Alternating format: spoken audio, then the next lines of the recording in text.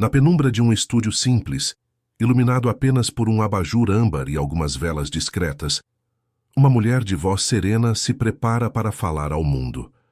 O nome dela é Lina Moretti, mas ali, diante das câmeras, ela não é apenas apresentadora de um canal espiritual. Ela é ponte, mensageira. As mãos tremem levemente enquanto ajeita as folhas sobre a mesa de madeira clara. Lá fora, a cidade de Aurora do Sul segue sua rotina de carros, buzinas e pressa. Mas do lado de dentro, o tempo parece suspenso, como se o próprio invisível se inclinasse para ouvir. Ao seu lado, repousa um livro gasto, de capa azul desbotada, psicografado décadas antes por um médium chamado Emanuel Duarte, um homem simples do interior de Minas que dedicou a vida a consolar corações quebrados. É desse livro e das cartas espirituais que ele recebeu que nasce a mensagem daquela noite. Lina fecha os olhos por um instante e respira fundo, como quem pede licença a algo maior. Quando abre, há um brilho diferente ali, uma mistura de compaixão, dor e coragem. A transmissão começa. A câmera se aproxima devagar, captando o detalhe da respiração, a tensão dos ombros, o silêncio que precede a primeira palavra. Do outro lado da tela, em diferentes bairros, cidades e países, dezenas de almas solitárias já esperam. Algumas com a luz apagada, abraçadas em travesseiros antigos. Outras com o celular nas mãos fingindo que é apenas mais um vídeo, quando na verdade é um pedido de socorro silencioso. Há mulheres que nunca contaram a ninguém sobre aquela perda. Há homens que choraram no banheiro para que ninguém visse. Há avós que acenderam velas sem saber como falar do assunto. Lina sabe disso, e é por isso que, antes de qualquer doutrina, ela escolhe a ternura. Ela inspira, e a voz sai baixa, quase um sussurro. Que a delicadeza do céu alcance teu coração agora, onde quer que você esteja. Mas não é Lina quem fala apenas. É a dor de muitas mães atravessando sua garganta. É a memória de Emanuel Duarte, o médium de Santa Cecília, cuja vida inteira foi dedicada a escrever cartas de consolações vindas do além. Ao redor desse nome, Emanuel, tantas histórias de perdão, cartas que chegaram a mãos trêmulas, palavras que enxugaram lágrimas antigas. Lina não diz isso de forma fria. Ela sente. A câmera registra o leve brilho úmido em seus olhos, e o público, mesmo sem entender por quê, sente junto. Enquanto a transmissão se espalha pela rede como um fio de luz, atravessando a madrugada, Lina deixa que as primeiras perguntas escorram, não como teoria, mas como flecha no peito de quem escuta. Você já se perguntou, ela lê com voz firme, o que acontece com a alma de um bebê que não chegou a nascer? Não é uma pergunta solta. Do outro lado, em um apartamento silencioso em Belém do Norte, uma mulher chamada Teresa interrompe o gesto automático de rolar a tela. O coração dela dispara. Em outra cidade, um homem de meia idade, Roberto, sente o maxilar travar. O corpo inteiro se enrijece. Ele não sabia que aquele assunto ainda doía. Pensava que já estava enterrado com o tempo, mas as palavras de Lina, guiadas pelos escritos de Emanuel, arrancam do inconsciente aquilo que nunca foi embora. O texto segue, e a narrativa parece se curvar sobre cada espectador. Já acordou no meio da noite com a sensação de que alguém pequeno, invisível, tocava seu rosto? Já olhou para o céu e se perguntou, onde está meu filho agora? Ele me perdoou? Ele sabe que eu o amei? Aquelas perguntas não foram feitas no vazio. Elas foram colhidas ao longo de anos nas filas intermináveis de um centro espírita esquecido no interior, onde Emanuel Duarte atendia mães e pais que chegavam segurando fotografias, exames, ultrassons amarelados pelo tempo. A câmera corta para um close na mão de Lina, apertando discretamente um terço de madeira. Ela conhece essas histórias. Já ouviu relatos de mulheres que nunca tiveram coragem de nomear a própria dor. Luto sem flores, sem caixão, sem despedida. Só um silêncio pesado e uma sensação inexplicável de falta. O narrador invisível da vida, aquele que ninguém ouve, mas que tudo observa, poderia dizer, enquanto as imagens seguem, não, você não está sozinho. Não, você não enlouqueceu ao sentir presenças, ao sonhar com crianças que sorriam e desapareciam. Não, Sua dor não é pequena só porque o mundo não a viu. A câmera se afasta um pouco, revelando o cenário. Uma estante com poucos livros, uma imagem discreta de um coração envolto em luz, um vaso com flores brancas. Não há ostentação, apenas simplicidade. Porque o que está em jogo ali não é forma, é conteúdo.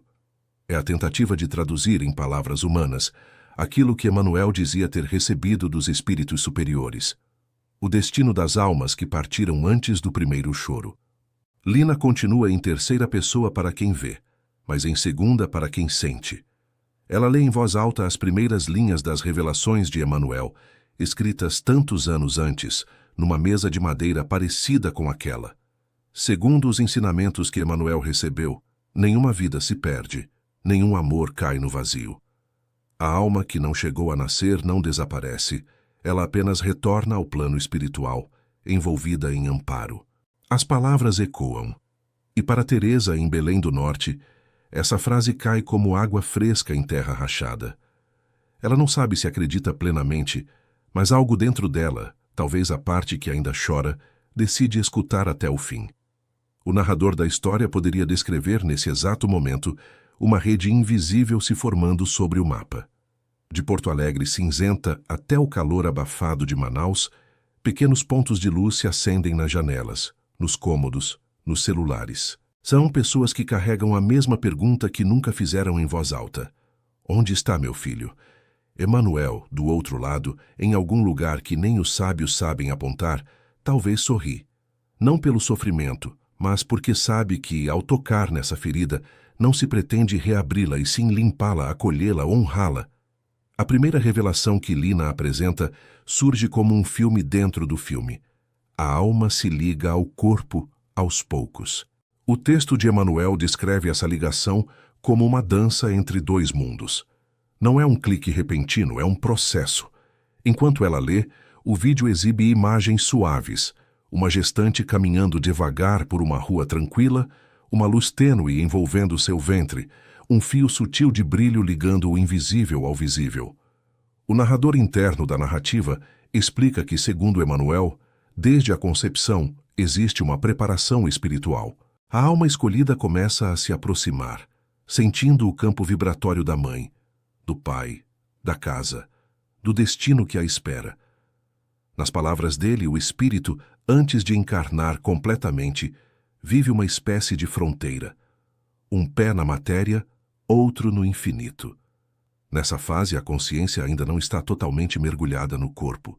Há uma semipresença, um semissono, um estado delicado em que a alma se ajusta à roupa densa da carne.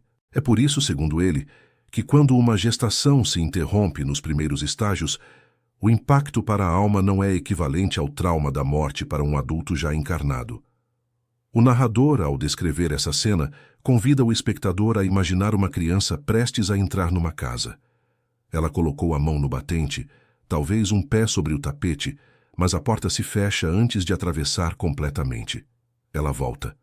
Não porque foi rejeitada, mas porque algo a chamou de volta antes da hora. Nesse momento, Lina faz uma pausa. Seus olhos percorrem silenciosamente o texto, como se conferissem se realmente é isso que deve ser dito.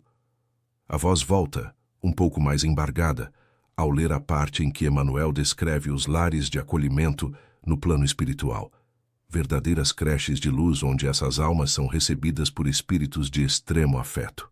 O narrador descreve esse lugar como um campo sereno, com jardins impossíveis de descrever e uma suavidade de som que lembra canções de ninar sem palavras. Ali, nenhuma alma é deixada à deriva. Há colo, há explicação, há respeito pela pequena jornada interrompida.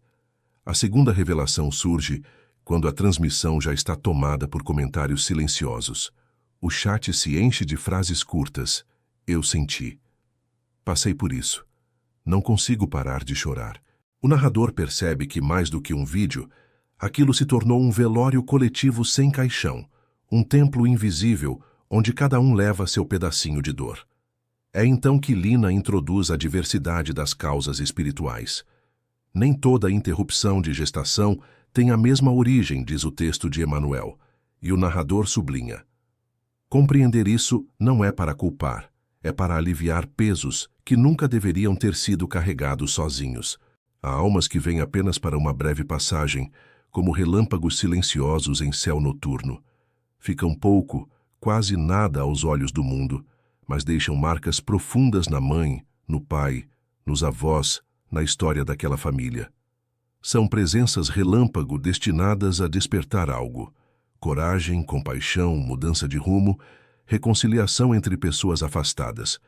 Outras almas encontram, durante a formação do corpo, limites biológicos severos, incompatibilidades profundas. Nesses casos, segundo Emmanuel, a própria lei de misericórdia permite o retorno antes que um sofrimento prolongado se instale.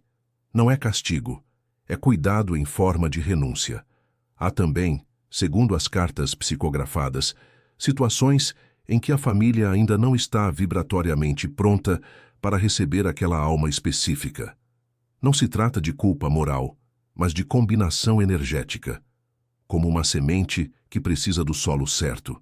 Se o terreno ainda não está preparado, a vida em potencial recua, aguarda outro momento, outro ventre, às vezes a mesma casa em outro tempo. O narrador descreve essas cenas com delicadeza, sempre lembrando que tudo isso é apresentado como ensinamentos espirituais, não como imposição de verdade absoluta. O que importa ali é o consolo que brota da possibilidade de sentido, não a rigidez de qualquer dogma. E então vem a parte mais delicada, aquela em que se fala das interrupções provocadas por decisão humana. Lina lê com voz trêmula, mas firme, o trecho em que Emmanuel dirige palavras diretas às mulheres que, por circunstâncias extremas, optaram pelo aborto. A câmera mostra seu rosto com clareza, para que ninguém confunda a mensagem com acusação. O narrador deixa claro: Emmanuel nunca escreveu com dedo em riste, e Lina jamais aceitaria produzir um conteúdo que esmagasse ainda mais quem já se culpa. Ali a tônica é outra, é acolhimento, é um eu te entendo que vem do alto. Nas cartas, Emmanuel relatava que as almas que retornam após um aborto provocado são recebidas com amor, cercadas de compreensão. Elas têm acesso ao contexto, sabem do medo, da solidão, da violência, da pobreza, dos julgamentos. E em muitos casos, segundo esses relatos, são essas mesmas almas que mais tarde se aproximam em sonho das mães, dizendo sem palavras: eu entendo, eu te amo. Segue, mas segue em paz. Enquanto essa parte é lida, o narrador poderia descrever cada lágrima que cai sobre telas frias de celular como uma pequena oração, mesmo que quem chora não saiba rezar. Ao final desse primeiro bloco, o silêncio dentro do estúdio é quase palpável. Lina fecha o livro devagar, como quem encerra apenas um capítulo de uma história muito maior.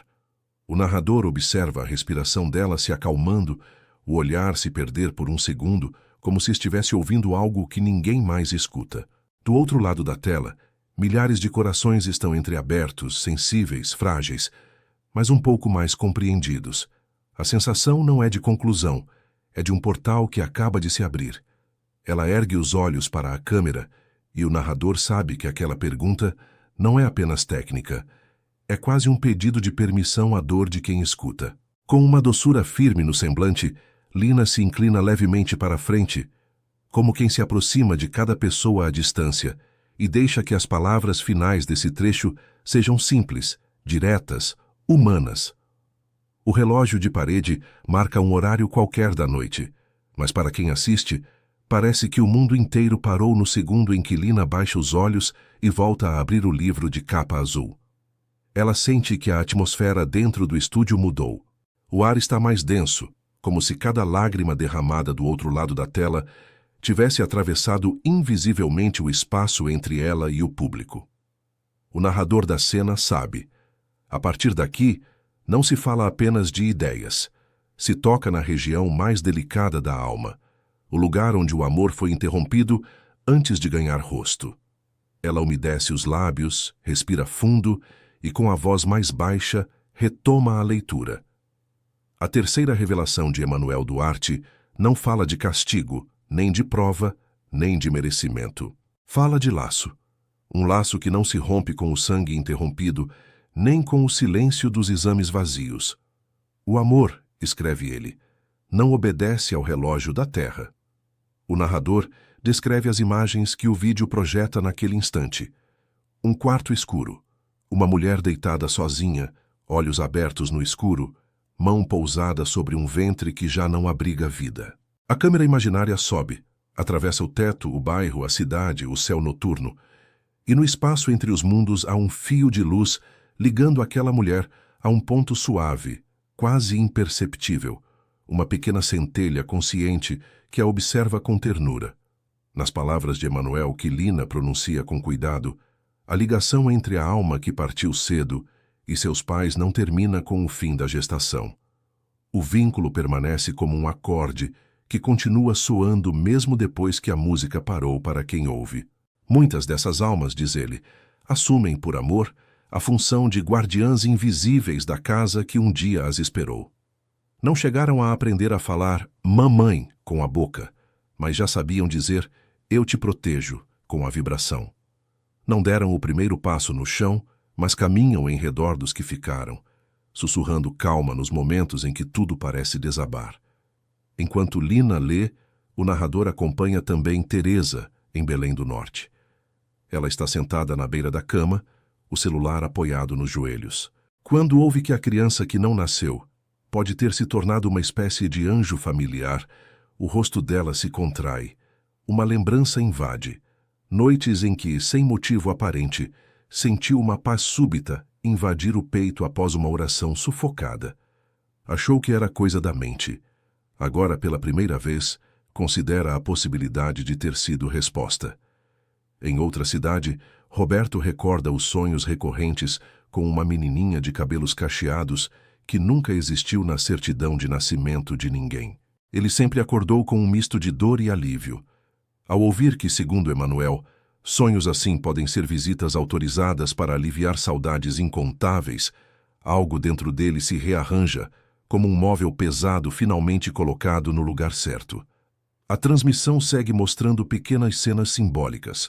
Um pai caminhando apressado pela rua, pensando nos boletos, sem perceber que um sopro leve o faz atravessar a avenida 2 segundos antes de um acidente.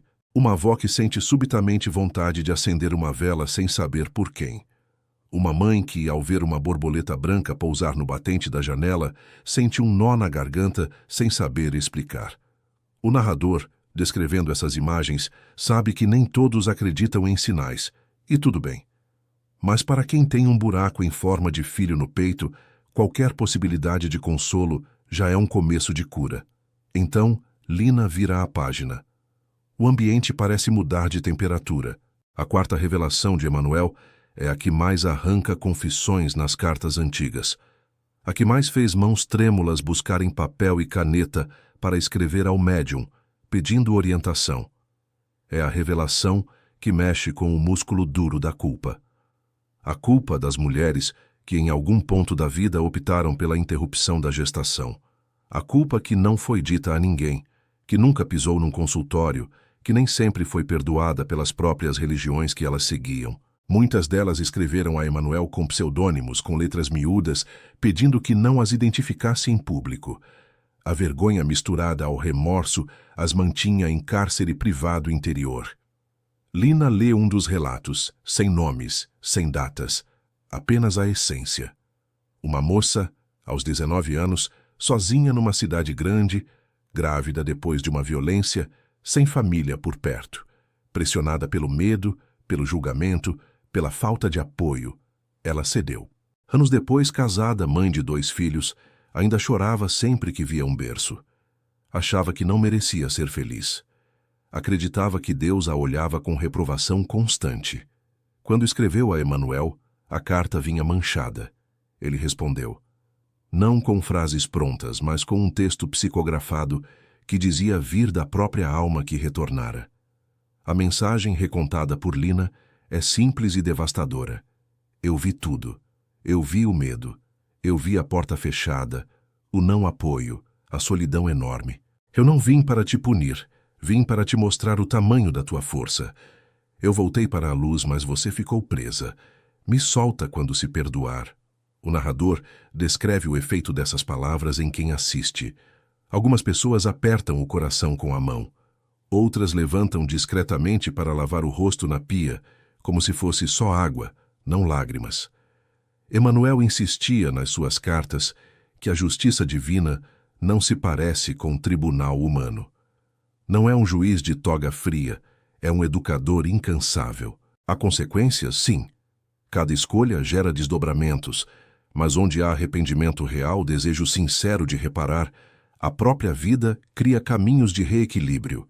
Muitas mulheres que carregavam essa dor acabavam, anos depois, se engajando em trabalhos de acolhimento a gestantes em situação de vulnerabilidade, amparando outras a tomarem decisões mais conscientes, oferecendo o colo que elas mesmas não tiveram.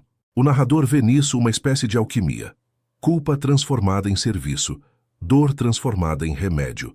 A quinta revelação, que Emanuel chamava de a revelação dos dons despertos pela ausência, vem como um feixe de luz inesperado no meio do vale escuro.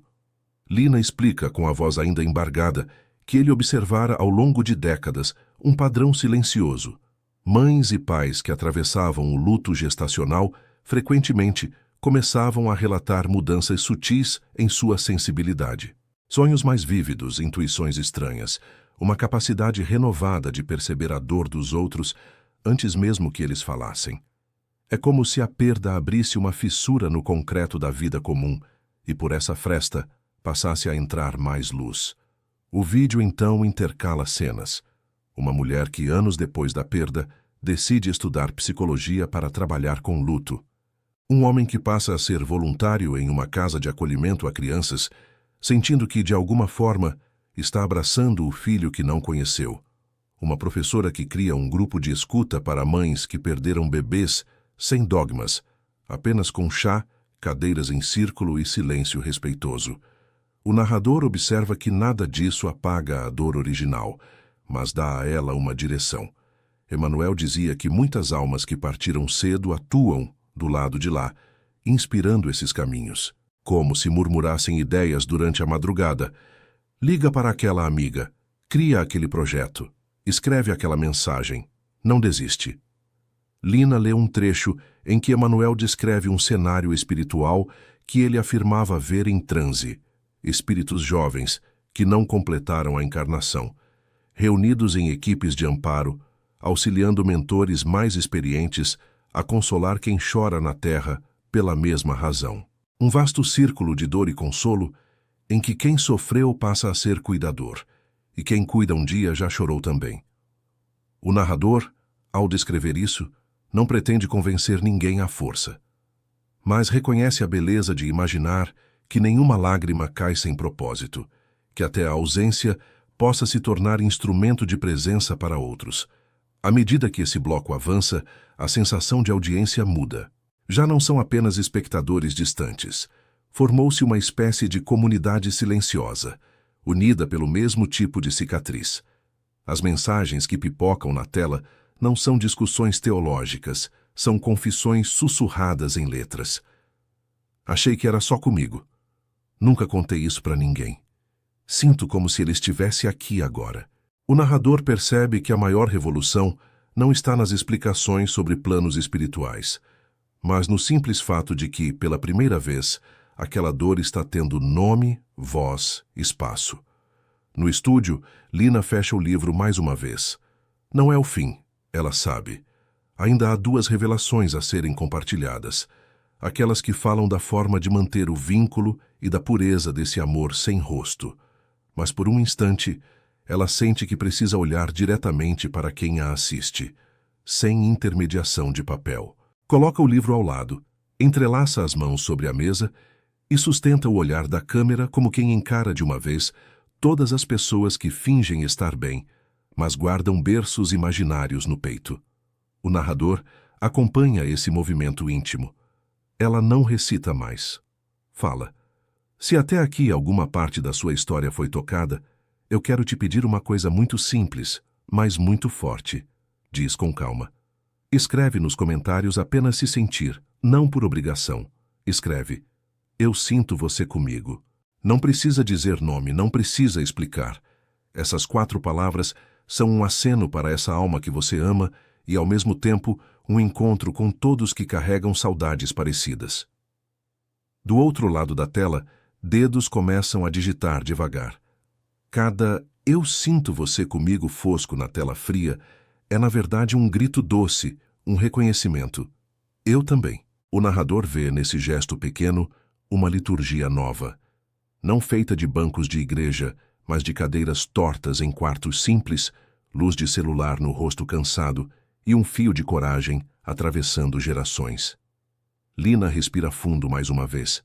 Ainda há muito para ser dito sobre como manter viva essa conexão de forma saudável, sobre o reencontro prometido além da matéria. Mas isso ficará para o próximo mergulho. Por ora, ela sabe que o coração de quem a acompanha precisa de um intervalo para assimilar. O semblante dela suaviza e uma pergunta, feita quase em tom de confidência. GPT Remodelagem, disse. O silêncio dentro do estúdio se aprofunda de um jeito quase palpável, como se as paredes respirassem junto com Lina. Ela pousa novamente as mãos sobre o livro de capa azul, mas não o abre de imediato. Primeiro, fecha os olhos. Respira. Sente. A câmera registra o movimento lento de seu peito, a concentração tímida em suas sobrancelhas, o leve tremor nos cantos dos lábios, como se uma presença suave tocasse seu ombro e dissesse: "Vá com cuidado, porque agora você pisa no território mais sagrado." E ela vai. Quando abre os olhos, há um brilho novo ali. Não é teatral nem construído, é algo que emerge do próprio peso daquilo que está prestes a dizer. O narrador da cena percebe que o público, mesmo à distância, também percebe. O ambiente mudou. O ar está mais sensível, como se milhares de corações tivessem se aproximado da tela ao mesmo tempo, respirando no mesmo ritmo. Ela, enfim, abre o livro. Emanuel Duarte chamava essa parte de a revelação do vínculo persistente, a sexta revelação. Lina desliza o dedo pelas linhas, como quem acaricia uma verdade preciosa, e começa a ler com voz baixa, porém firme. Existe um modo de manter viva a conexão com a alma que partiu, não pela dor, mas pelo amor. O narrador descreve a imagem que o vídeo então exibe: uma cozinha simples no começo da manhã. Uma mãe fazendo café enquanto o vapor sobe e dança no ar. De repente, ela sente uma paz súbita, uma lembrança suave, como se alguém encostasse a testa na dela. Não é visão, não é delírio, é memória emocional. Uma memória sem corpo, mas cheia de presença. Emanuel dizia que essa sensação é um dos modos de comunicação mais puros que existem entre os dois planos. O toque sem toque, o abraço sem braços. Lina continua, explicando que, segundo as cartas espirituais, o vínculo entre mãe e filho, ou pai e filho, não depende da existência física. O fio permanece. Ele pode ficar mais visível ou mais discreto, dependendo da abertura emocional, mas nunca se rompe. E há maneiras, segundo Emanuel, de nutrir esse laço com saúde. O narrador descreve cada uma. Primeiro, a lembrança pacífica. Não a lembrança que fere, mas a que honra. Guardar um objeto, acender uma vela, escrever uma carta sem enviar, escolher um nome que nunca foi usado e pronunciá-lo só para si. A lembrança serena cria uma ponte luminosa, diz Emanuel, porque vibração de carinho atravessa dimensões como se atravessasse cortinas finas. Segundo, a oração sem súplica, não pedir, apenas dizer: "Eu te amo, vai em paz." Emanuel escrevia que essas palavras chegam ao plano espiritual como perfume leve, capaz de acalmar almas jovens e, ao mesmo tempo, acalmar quem as pronuncia. O narrador descreve uma mãe ajoelhada na sala escura, mãos unidas, mas sem lágrimas naquela noite, apenas gratidão. Terceiro, o gesto de cuidado com alguém vivo. Segundo o médium, toda vez que alguém que passou por uma perda gestacional ampara outra pessoa, especialmente outra mãe em sofrimento, a alma que partiu se aproxima, inspirando e sustentando o gesto. É como se dissesse: "Eu estou aqui, ajudando também." O narrador mostra imagens. Um abraço entre duas mulheres desconhecidas numa sala de espera, uma enfermeira segurando a mão de uma gestante assustada, um pai emocionado lendo histórias para crianças do abrigo da sua cidade. Quarto, a abertura para os sinais sutis. Emmanuel descrevia que nem sempre a alma pode se manifestar como sonho vívido. Às vezes, aparece como uma súbita calma no meio do caos, uma canção tocando de forma inesperada, um vento morno atravessando uma janela fechada. Sinais delicados para corações delicados.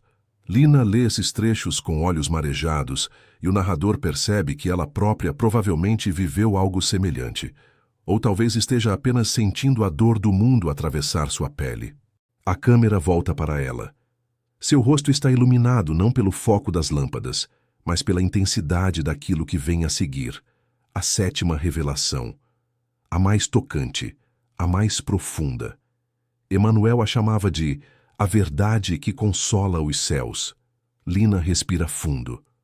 O amor entre os pais e a alma que partiu antes de nascer é um dos mais puros que existe. Ela lê devagar, como se cada letra fosse uma pétala de flor soprada pelo vento, porque é amor sem troca, sem recompensa, sem expectativa atendida. É amor que existe pelo simples fato de existir. O narrador descreve a cena imaginada por Emmanuel. No plano espiritual, espíritos elevados se comovem profundamente com esse tipo de amor. Amor que não pôde abraçar, mas insistiu em existir. Amor que não pode ser fotografado, mas permanece tatuado em vibração. Amor que não tem datas comemorativas, mas permanece vivo em todos os dias silenciosos. Lina lê um trecho que faz o silêncio do estúdio parecer vivo. O amor que nasce da ausência é o amor testado pela eternidade, e o universo inteiro honra esse amor. O vídeo exibe imagens simbólicas, uma mulher segurando um sapatinho que nunca foi usado, um pai guardando no fundo da gaveta um ultrassom amarelado, uma avó acariciando a manta que comprou e nunca pôde entregar. O narrador explica que Emmanuel dizia que esses objetos não são lembranças de morte, são testemunhas de amor. Cada lágrima derramada sobre eles, segundo o médium, é recebida como oração no plano superior. Lina continua. Seu tom agora é quase um canto. Ela lê sobre o reencontro. Não como fantasia, mas como promessa espiritual repetida ao longo de décadas nas cartas psicografadas.